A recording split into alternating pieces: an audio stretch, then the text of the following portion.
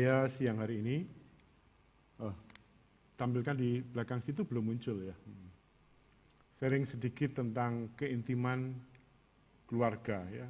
Sharing, menurut saya ini penting sekali, kita bisa intim dalam sebuah hubungan yang disebut dengan keluarga. Karena itu kuncinya, karena kita menghabiskan banyak waktu dalam sebuah lembaga yang disebut dengan keluarga. Karena itu kalau kita tidak bisa intim, maka yang terjadi keluarga bukan surga. Tema gereja kita tahun ini fokusnya adalah Bring Heaven Home, ya, sama dengan Tunas Bangsa membangun keluarga sejahtera sehat sejahtera seutuhnya. Nah, kita percaya dan juga saya percaya bahwa kalau kita tidak bisa intim, maka kita akan kehilangan hal-hal yang sangat penting dalam kehidupan ini. Kita bisa intim dengan semua orang, tetapi kalau di keluarga kita tidak dekat sama pasangan kita yang sudah menikah ya, atau sama anak atau kakak, adik itu, maka kita akan kehilangan yang sangat esensi, yang sangat substansi dalam kehidupan ini. Dan tentu persyaratannya ada ya, di dalam sebuah pemuritan pria, berapa pria-pria tanya yang sudah menikah, Pak gimana sih tentang sebuah rumah tangga? Saya mengajari, saya cerita, dan ini dari berbagai gereja ya. Saya bercerita bahwa, next slide, harta yang paling berharga di dalam sebuah kehidupan yaitu keluarga. Bagaimana kita bisa memprioritaskan keluarga? Fokus. Apapun yang kita lakukan sebelum kita menjadi berkat bagi orang lain, bagi komunitas, bagi tempat kita kerja, maka keluarga kita yang menjadi pertaruhan dulu. Karena itu keluarga adalah yang harta yang paling berharga ya, kita anggap demikian, prioritas. Karena itu kalau ada panggilan dari ayah, dari papa, ada panggilan dari mama atau dari anak-anak kita, mesti kita catat sebagai hal yang prioritas, jauh di atas prioritas yang lain. Nah, bagaimana dengan tanggung jawab pria? Saya bilang, mereka tanya. Next slide.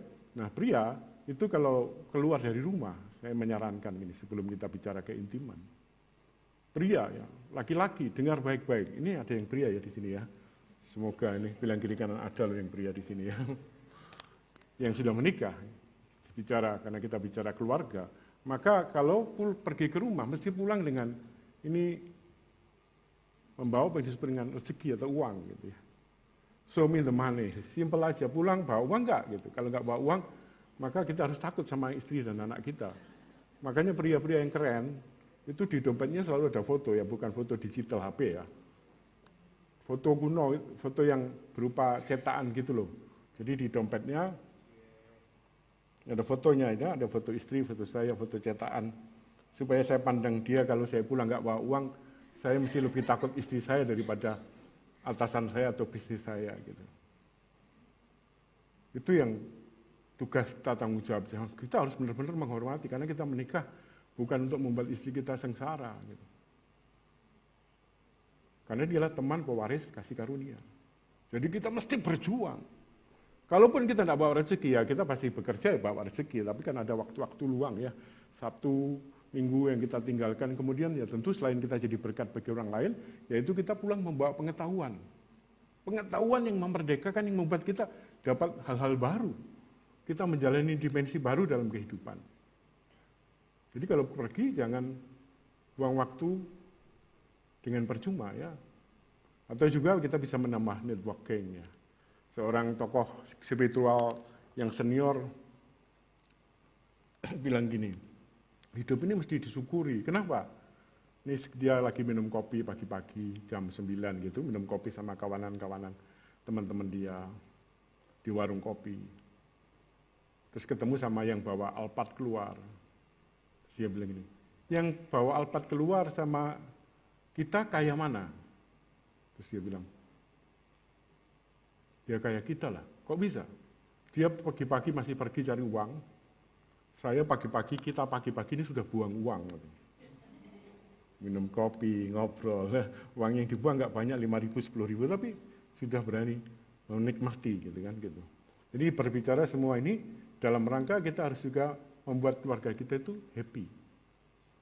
Jadi jangan menganggap sepele waktu-waktu yang ada, karena kalau kita tidak mampu membuat yang di rumah ini bahagia, maka kita sedang punya problem sebenarnya. Karena itu semuanya harus dirancang dan didesain dengan baik. Termasuk bagaimana kita bisa mengucap syukur dalam segala keadaan.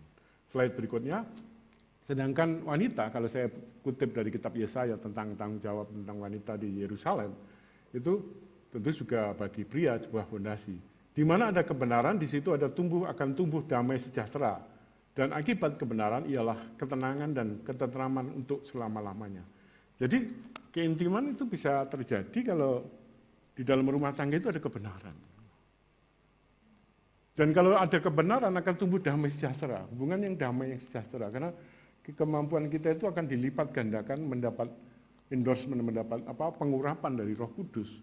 Sehingga kita bisa melakukan hal-hal yang tidak mungkin kita bisa lakukan. Karena itu kalau kita lihat sejarah, semua sejarah tokoh-tokoh Alkitab ya, semua itu bukan karena kehebatan mereka.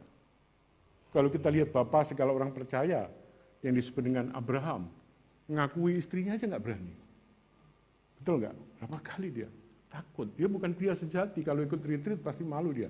1, 2, 3 gitu harus ngakui. Apalagi dia melakukan perbuatan tidak senonoh dengan, atau berzinah dengan, atau menikah sirih dengan Hagar. Kalau kita lihat Israel atau Yakub juga konspirasi menipu dengan ibunya mendapatkan berkat. Ada banyak, Daud apalagi hidupnya, ya kan? Artinya apa? Tetapi mereka disebut dengan mempercayai imannya kepada Tuhan itu diperhitungkan sebagai kebenaran. Karena itu banyak sekali kita salah dalam bersikap menjalani kehidupan ini. Mereka bilang, banyak jemaat, banyak kawan-kawan yang saya muridkan bilang ini, Pak saya ini udah berdoa loh.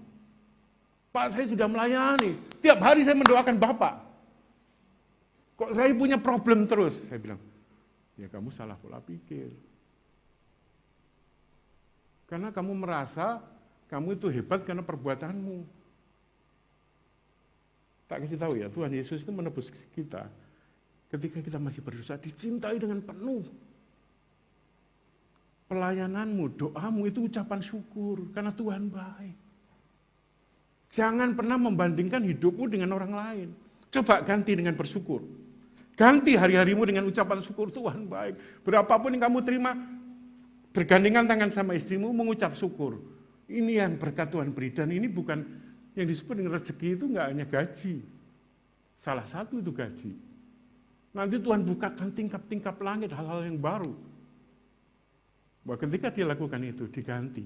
Jangan sok merasa, oh saya sudah berdoa nih, saya sudah baca Alkitab, saya baca ayat paling banyak. Kok nggak diberkati? Kamu pikir diberkati karena itu? Itu ucapan syukur. Berkat yang paling tinggi dalam hidup itu kematian Kristus untuk kita. Nggak bisa kita lakukan apapun untuk mendapatkan itu. Itu berkat yang sangat besar, bahkan dikatakan ketika kita sedang berdosa. Karena itu hidup kita adalah ucapan syukur. Ucapan syukur, saya menemukan banyak sekali orang hidupnya total berubah. Bahkan hari ini kawan-kawan juga bisa berubah. Kalau menggantikan pola pikir, aku udah berjasa nih. Aku sudah lakukan ini Tuhan mau. Tapi diganti dengan thanks God. Teman yang saya muridkan, polanya saya suruh ganti. Berdoa, mengucap syukur, gandengan istrimu, suamimu, sama anak-anak, lihat akhir bulan. Cukup nggak Tuhan? Bisa mencukupkan. Langit dan bumi dia punya. Surga dia punya. Disebut dengan unlimited resources Tuhan kita. Tunas bangsa terbatas, HP terbatas, betul nggak Pak? Ngasih gaji terbatas. Kalau semua dikasihkan ke Cikarang, area lain nggak naik. Gitu. Karena kenaikan proporsional, dibagi banyak orang. Tapi kerajaan Allah itu tidak terbatas. Itulah yang menjadi sumber kita. Karena itu saya bilang sama pekerja-pekerja, sama kawan-kawan yang saya muridkan, bro, ubah pola pikirmu. Heaven is unlimited resources. Saya menemukan sekali banyak sahabat-sahabat saya yang sudah dia pikir hidupnya selesai.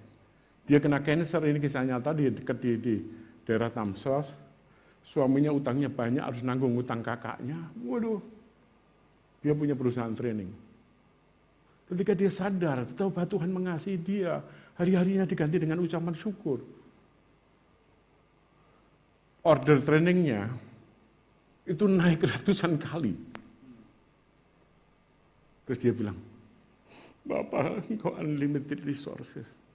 Bapak Ibu yang dikasih Tuhan, hidup Bapak Ibu itu sangat dicintai Tuhan. Sumber Bapak Ibu adalah kerajaan Allah.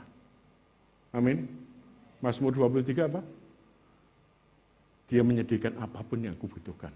Aku tidak kekurangan apapun. Apapun yang dunia butuhkan, yang menantang hidup saudara, Tuhan sudah disediakan di dalam diri kita. Mestinya gitu. Mestinya. Bilang kiri kanan, seharusnya gitu bro. Ini dasarnya dulu.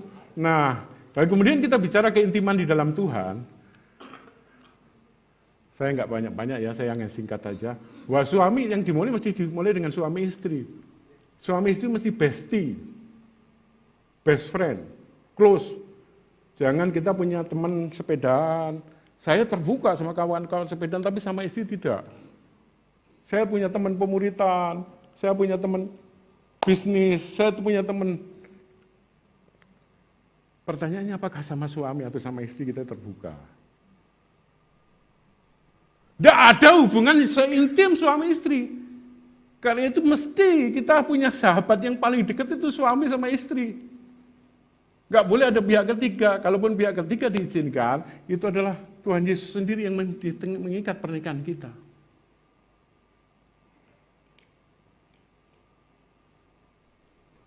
Semoga roh, jiwa, dan tubuhmu terpelihara sempurna. Disebutkan nama roh dulu. Kenapa enggak tubuh dulu? Karena roh itu yang utama. Manusia itu roh. Karena dihembuskan malah mendiami dari tubuh yang daging ini. Memiliki jiwa dan mendiami daging. Karena itu roh kita. Karena itu sahabat-sahabat, rekan sekerja, perhatikan baik-baik. Bestie hubungan di dalam intimasi keluarga itu yaitu doa bareng. Kita punya doa waktu sendiri-sendiri, tapi doa gandengan tangan sama pasangan kita. Saya nggak tahu punya kebiasaan sudah berapa lama. Setiap pagi selalu bangun pagi, ya ngobrol berdua sama istri. Setelah berdoa, ngobrol. Di teras saya punya burung-burung banyak. Bu Kristina suka lihat pagi-pagi ada burung-burung banyak. Yang burung-burungnya sederhana aja, murah. Terus saya ingat, ada burung-burung yang sudah hancur hidupnya ya. Dibuang orang. Ada yang nggak punya paruh. Terus yang telo gitu ya kita pelihara, kita bersihkan, kita rapi, terus kemudian dia sehat lagi, bisa punya anak. Bisa, waduh, ketika dilihat itu saya bilang, biaya beli burung sama merawat burung itu mahal merawat burung. Terus Tuhan, saya aja yang hidup sederhana gini peduli sama burung gitu, apalagi Tuhan yang mengatakan bahwa hidup kita itu jauh lebih berharga dari burung pipit. Lipat kali ganda kan. Dari bunga bakung. Kita ini begitu berharga Tuhan. Di hadapan Tuhan. Tuhan yang menciptakan kita. Karena itu saya mengajak kita mengambil waktu benar-benar berdoa sama pasangan kita. Karena bestie itu mesti doa bareng. Saya sangat menghargai hubungan yang erat suami istri. Di tengah dunia yang banyak sekali perselingkuhan. Ya. Semua nggak ada yang kebal loh kawan-kawan. Saya ulangi, tidak ada yang kebal terhadap perselingkuhan, termasuk di dalam kalangan Kristen dan gereja. Di dalam kalangan hamba Tuhan juga. Gak ada urusan. Dia banyak berdoa, banyak pelayanan, terus gak jatuh dalam dosa persinahan atau perselingkuhan. No! Satu-satunya yang kita bisa jaga adalah intimasi dengan pasangan kita. Bangun itu, ciptakan. Itu tanggung jawab kedua belah pihak. Bukan hanya tanggung jawab pria, tapi tanggung jawab istri juga. Intim di dalam doa bersama. Di dalam jiwa gimana? Jiwa itu ya keinginan, ya kehendak, itu perasaan. Kita nanti akan saya ceritakan bagaimana kita berkomunikasi sama pasangan, bahkan kalau diimplementasikan di tempat kerja. Bagaimana sih kita mengungkapkan perasaan ke atasan, mengungkapkan perasaan ke rekan kerja ke bawahan. Itu problem yang luar biasa sampai sekarang. Banyak orang stres karena nggak bisa cerita, nggak bisa mengungkapkan perasaan, ataupun kalau mengungkapkan cenderung marah-marah, eksplosif, meledak. Sampai sekarang, karena itu banyak orang yang nggak bisa ngomong dengan mengungkapkan perasaan. Nah itu karena dia nggak memiliki hubungan yang intim dengan pasangannya, nggak bisa cerita. Kalau kita menikah untuk waktu 3 bulan, 3 tahun, ya sengsara nggak bisa mengungkapkan perasaan, oke lah. Tapi kalau seumur hidup, sengsara, sorry ye, kan gitu. Kasihan deh lu, kan gitu. Kita mesti bahagia, itu mesti diciptakan berani mengungkapkan perasaan tanpa menyerang, ya. Berani ketidaksetujuan kita sama pasangan. Misalnya mengatakan, bahkan hal-hal yang sifatnya kita cemburu, tak usah ragu. Katakan, nama istri kita atau Ma, kok saya nggak happy ya kalau kamu telepon sama dia terlalu lama. Daripada kita marah-marah, banting pintu, tapi dia nggak ngerti, dia telepon biasa. Tapi kalau diungkapkan gitu, kok saya merasa kalau kamu teleponan lama, hati saya kok nggak enak ya. Kalau hati saya nggak enak, saya nggak bisa kerja loh. Tidak menyerang apa yang dilakukan, tapi menceritakan perasaan. Kalau ini bisa kita lakukan, maka hubungan kita itu kuat. Kenapa? Tidak ada yang tersembunyi dalam diri kita. Berani cerita. Orang menikah kan, teman saya bilang, saya sudah menikah 35 tahun, mau ngomong apa saja lagi ya sama istri saya. Udah dari A sampai Z gitu udah ngomong, Pak, saya sudah males ketemu istri saya, mau ngomong apa lagi kan gitu. Betul kan? Cerita apa saja udahlah kita tahu. Tapi ternyata juga sebenarnya ada banyak hal yang kita nggak tahu tentang pasangan kita. Ada hal yang kita bisa gali ya. Bahkan kita mengenal wanita yang Tuhan suruh mendampingi kita itu sampai sekarang juga nggak ngerti kan gitu. Nggak ada yang saya tahu. Karena itu kita di dalam jemaat diajari doa Bapa kami. Bapa kami yang ada di surga, dikuduskanlah namamu, datanglah kerajaanmu. Tema kita tahun ini, Matius 6 ayat 10, kemudian berikanlah pada hari ini makanan kami secukupnya, ya. Ampunilah kesalahan kami, seperti kami mengampuni orang yang bersalah kepada kami. Dan janganlah bawa kami dalam percobaan, tapi lepaskanlah kami dari yang jahat. Lepaskanlah dari yang jahat. Yang jahat itu ada dua, yang di luar. Itu misalnya ada kecelakaan, ada kita ketemu orang yang menipu kita, ketemu si jahat, ketemu orang-orang yang situasi yang nggak tepat, itu jahat. Yang kedua, si jahat itu hati kita. Firman Tuhan mengatakan hati kita itu licik. Hati kita sendiri itu licik. Kalau kita tidak serahkan kepada Tuhan setiap hari, kita ini ditipu oleh hati kita sendiri. Dikemas dengan spiritual, tapi sebenarnya licik. Kalau kita mau jujur bahwa kita ini juga punya potensi untuk licik hati kita.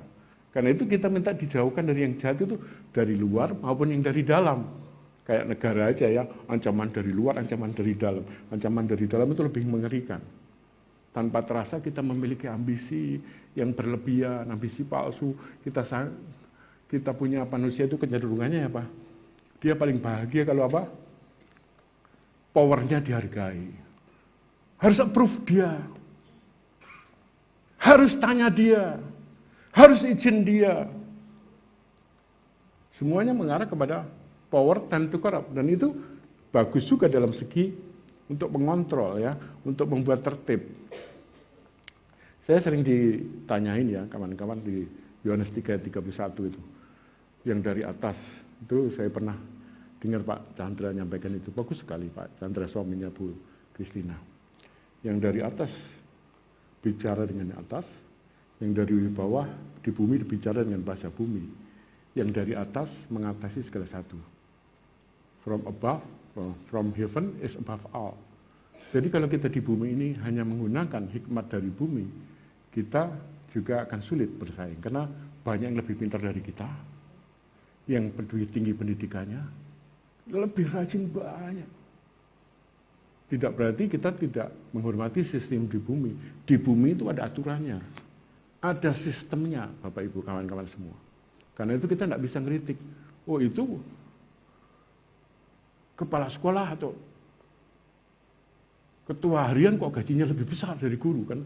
Harusnya melayani hamba Tuhan gajinya makin kecil kan gitu. Nggak bisa, itu sistem yang harus dihormati. Teman saya sering saya jelaskan gitu baru ngerti. Pak, itu ketua, direktur pelayanan saya dapat mobil, dapat supir. Gajinya udah tinggi, dia beli mobil sendiri aja bisa.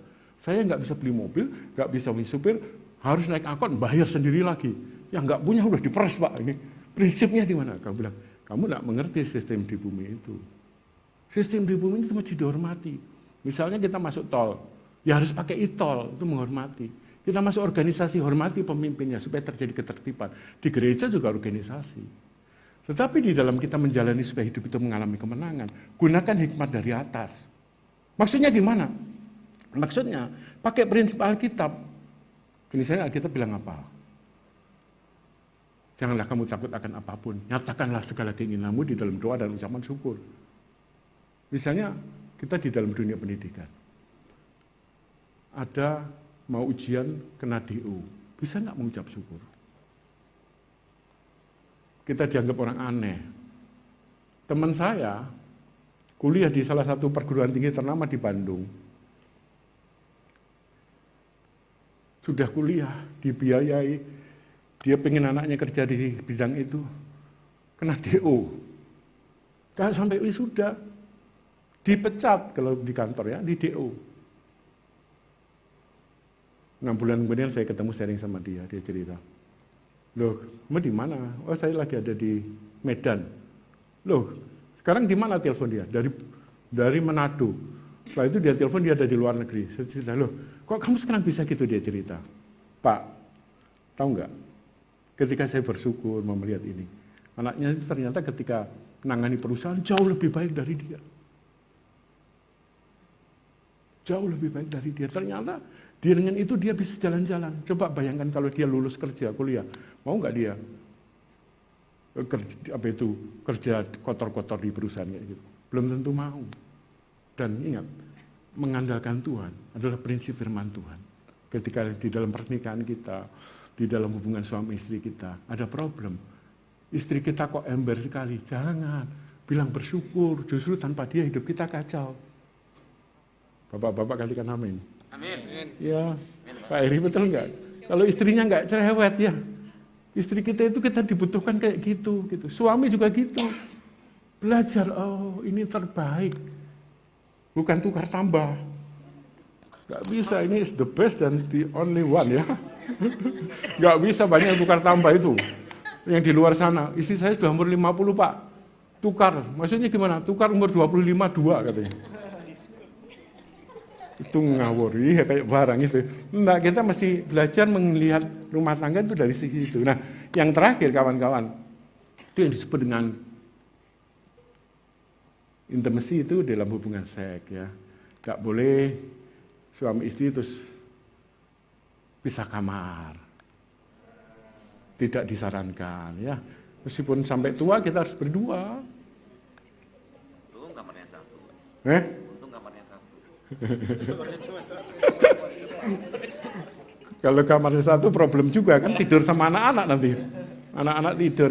Karena ada yang tanya, Pak, anak-anak saya itu suka sekali kalau tidur sama papa mamanya. Itu masalah desain aja. Jadi gimana? Misalnya gini, seminggu sekali lah diatur. Kalau kalian bagus, prestasi bagus, apa-apa tinggal boleh tidur sama papa mama. Tapi insidental. Tidak wajib tidur atau terus tidur sama papa mama, nanti mestinya terganggu. Nggak boleh itu dipisahkan ya.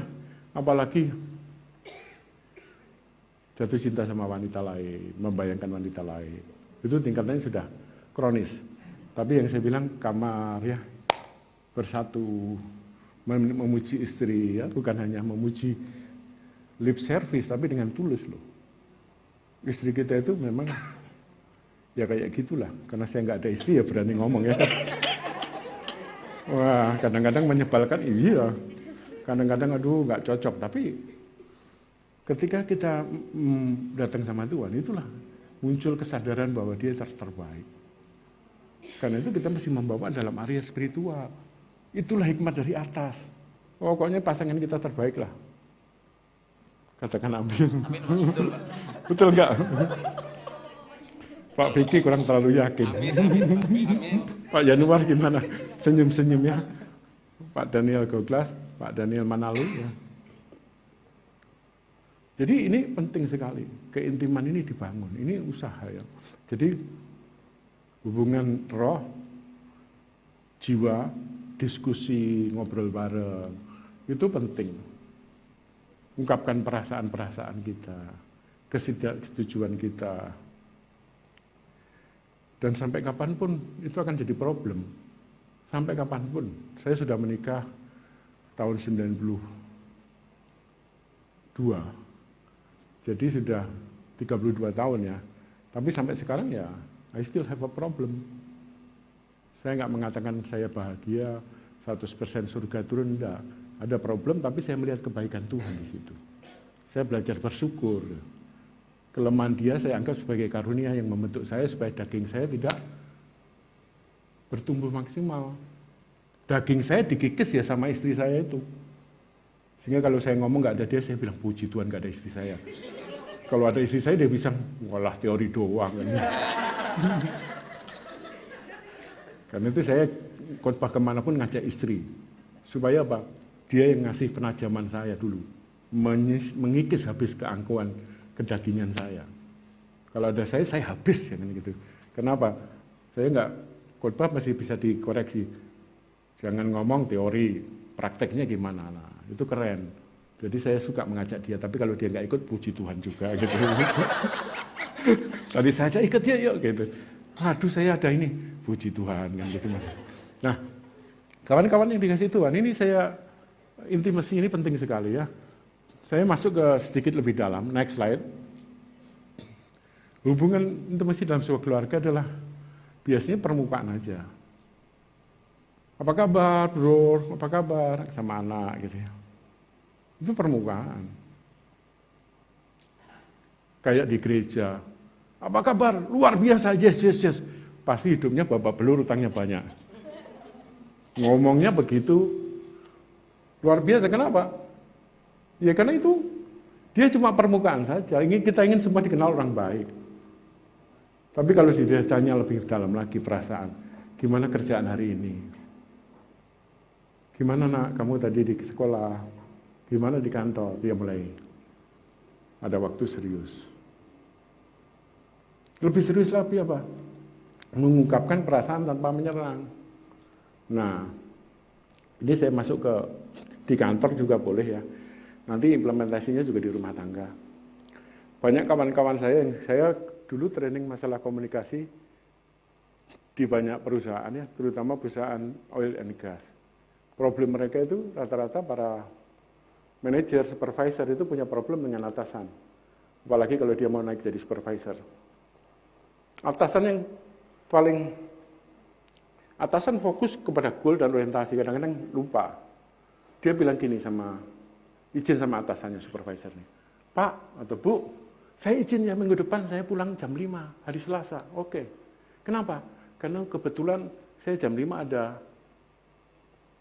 tamu penting, yaitu orang tua saya dari daerah datang, dari kampung. Mereka mau ngajak acara urusan keluarga.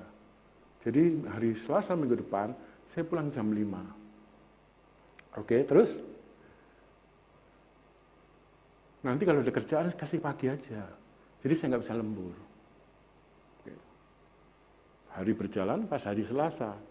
Bosnya nggak ingat. Bosnya bilang gini aja, nanti kamu ya, nggak ada yang pulang hari ini. Ini mau ada audit, atau mau ada apa? Kalau di sekolah apa ada Pak?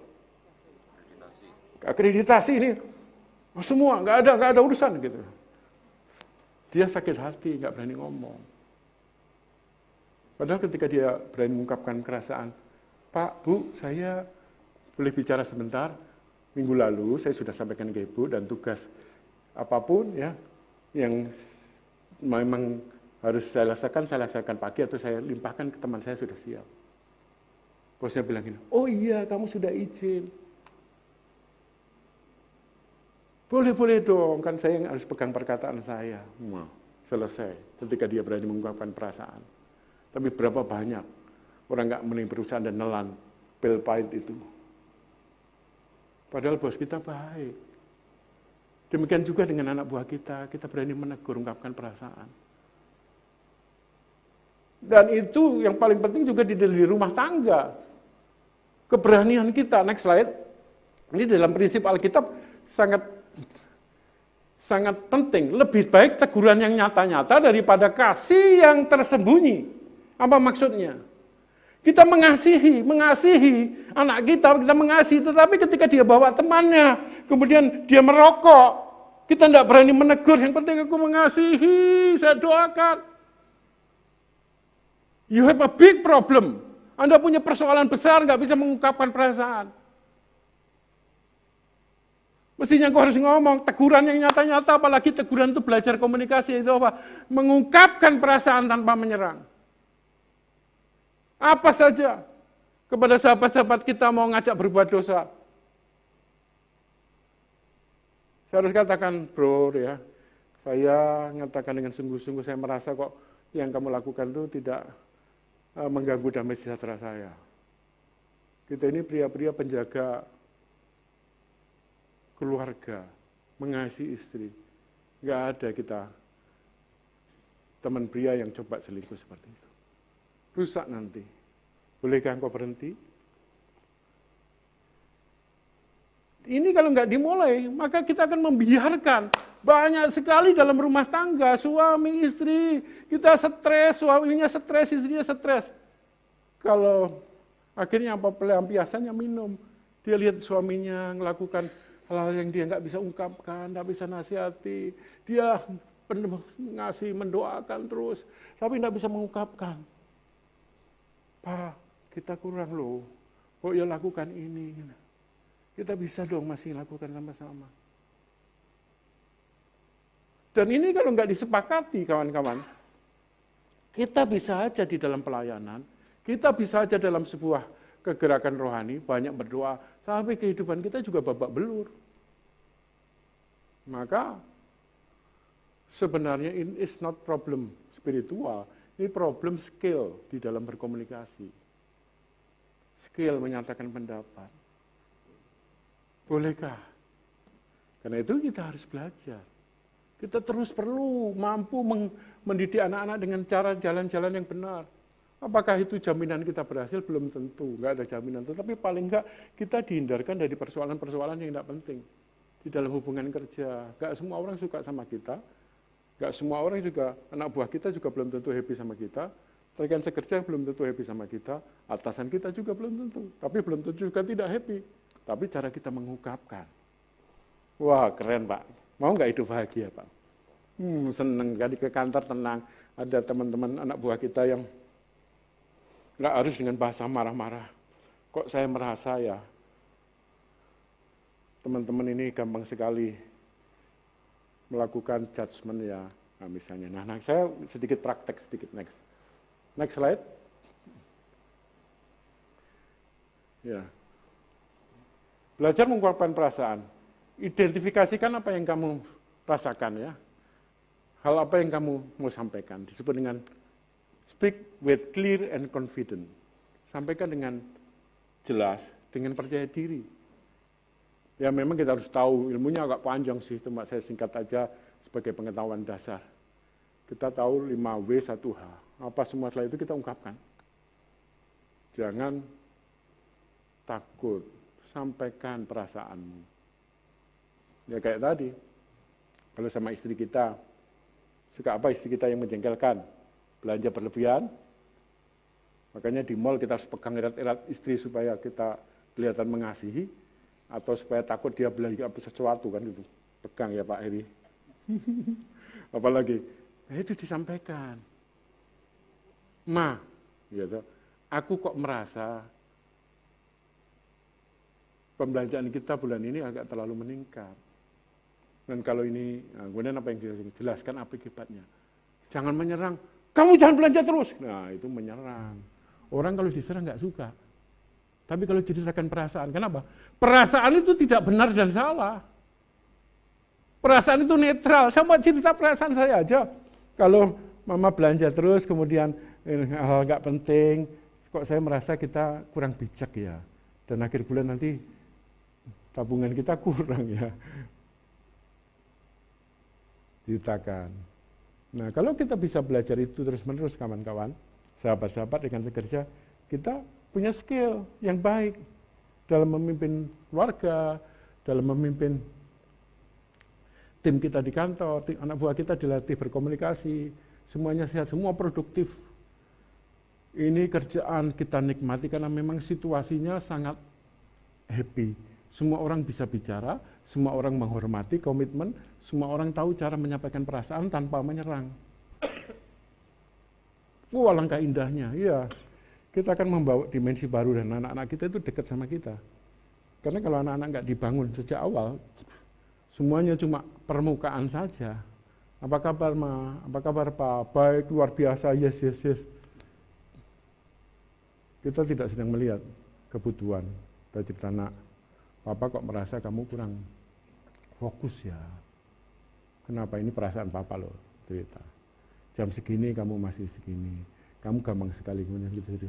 Kok saya merasa kalau ini terus-menerus nanti akibatnya ceritakan.